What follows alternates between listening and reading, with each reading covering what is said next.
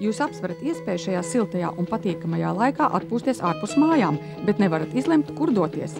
Mēs jums iesakām doties uz kempingu Miķeļbāga, Ventspils novada Dārgales pagasta Miķeļtornī, tikai 300 metru attālumā no jūras un 1,5 kilometra attālumā no Īrbes upītes.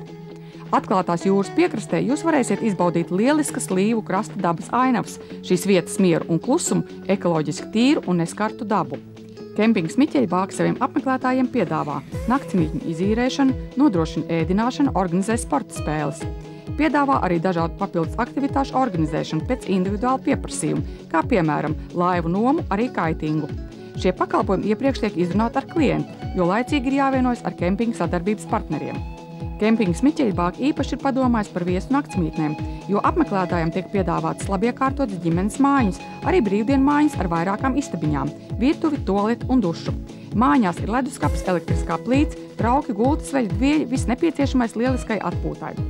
Skaistā Priežu mežā ieskautā pļavā tikai 100 metru attālumā no jūras, kempinga viesiem tiek piedāvāta iespēja izmantot arī kādu no 10 kempinga mājiņām. Ir padomāts arī par apmeklētājiem, kuri ierodas ar trēleru vai vēlas nakšņot veltīs. Trēleru īpašnieki tiek nodrošināti ar elektroenerģijas pieejamību, savukārt atpūtniekiem ar teltīm ir ierīkots ugunskura vietas un dārza galdi ar krēsliem.